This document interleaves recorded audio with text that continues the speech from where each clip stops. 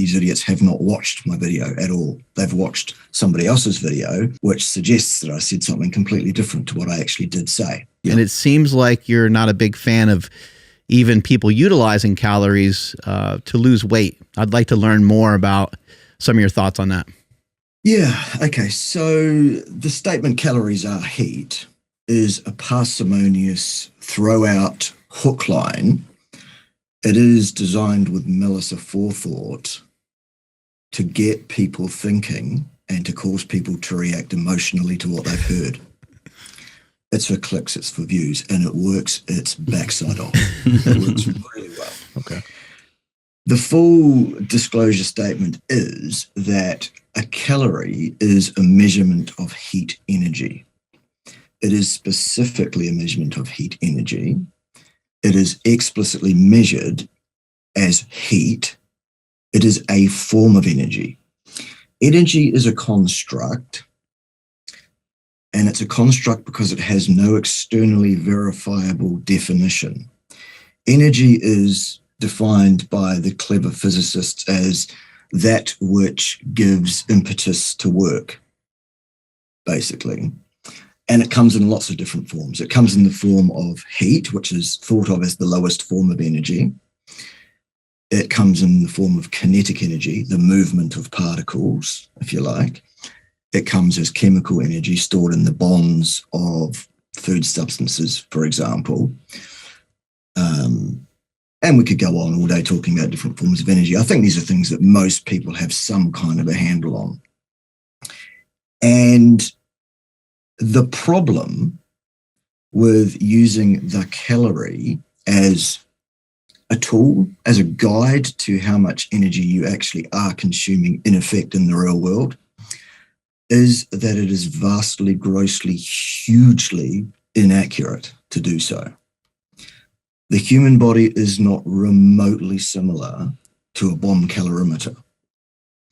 The human body is an open thermodynamic system which exchanges both energy and mass across its borders. Can I butt in for just a second here? Please, yeah, absolutely, yeah. Do you think other people would agree with that statement, that calories are inaccurate? Like, I think because we got like fiber and we got like protein and we have things digest differently. We also can recognize that we're all different. So we're maybe going to uptake the food, regulate the food differently than each person. So you think most people would agree with that? Or is there... Look, anyone that understands the physics underpinning any of this at all will have no choice but to accept what I have just said as absolutely correct. The calorie is an estimation of actual physical, real-world energy derived from food by a human body, any given human body, on any given day, under any given set of circumstances. Hugely inaccurate, wildly inaccurate. Ergo, if you want to use calories in, calories out as a tool to predictably change your body composition, then what you are required to do is vastly, grossly undereat in order to make sure that the actual effective change in your effective energy intake is outside the range of that noise around the signal, so that you definitely are, in effect, in an energy deficit situation. Vastly, grossly undereating for any reasonable period of time is utterly contraindicated. It's bad for metabolism. It's bad for your long-term health. It's bad psychologically. It's just bad in every way. And people running around ignorantly saying calories in, calories out always works, what they are doing is missing the entire point. They're missing all the nuance there.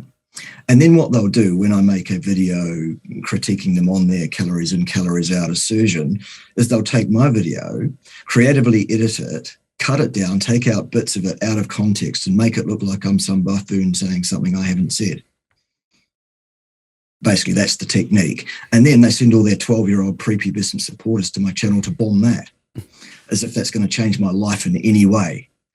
It's not. Keep doing it, boys, because actually what you're doing is helping the algorithm. You're helping my channel grow, and you're helping push it out to an ever wider audience by swarming all over my channel saying stupid things, which, I mean, the comments I'm getting on my channel from these idiots show absolutely without question that these idiots have not watched my video at all. They've watched somebody else's video, which suggests that I said something completely different to what I actually did say. What's up, Power Project family? It's time to stop dressing like you're a fucking preschooler and step your game up by checking out Viore clothing. Now, I'm not one to talk. I wear a fucking pink hat that has a dog on it, but at the end of the day, at least my shirt and shorts are popping. So head to Viore because they have great stuff for your top and your bottom. Andrew, how can they get it? Yes, you guys got to head over to viore.com/power project. That's VUORI.com/power project, and you guys will automatically receive 20% off your order. Links to them down in the description as well as the podcast show notes. Let's get back to the podcast.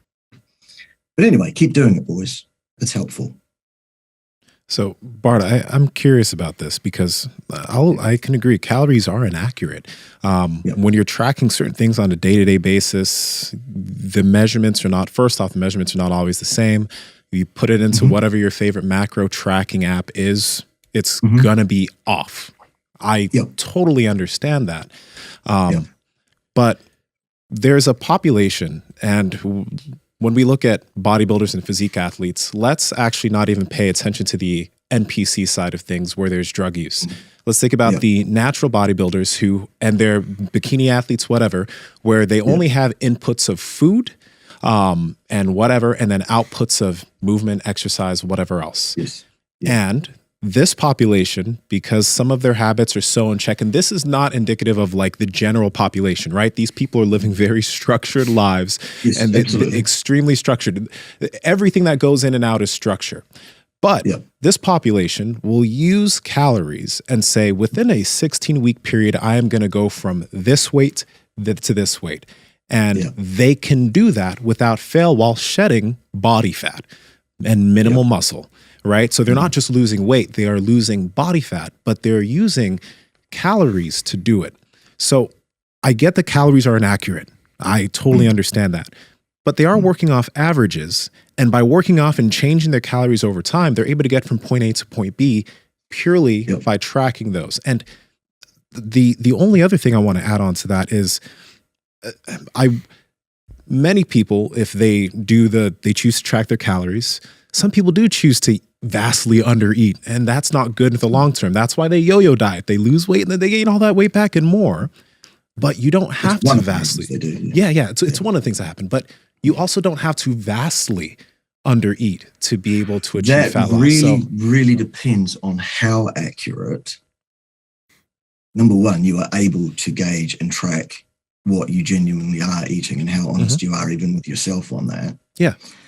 Number two, it depends on the accuracy of the reported so-called calories contained in foods on the nutrition labels, which are allowed by law to be in error by up to 20%. Oh, I understand that. Huge error. Yeah. Athletes who are at one end of the bell-shaped curve who have very, very, very structured lives and who live for this is their job or their occupation or their pseudo job or pseudo occupation, as the case may be. Some of these people can show good success case by case. You say without fail. I would disagree with that. A lot of people do fail to get the body composition changes they were looking for by tracking or attempting to track calories, because partly accurately tracking energy by the use of the calorie in is problematic, if not impossible, to get anywhere near accurate for most people. So is energy expenditure. That's just as complex, just as difficult to measure. And as such, you've got an error on the inside of that equation that people are going to be subject to, and an error on the outside of that equation as well. Yeah.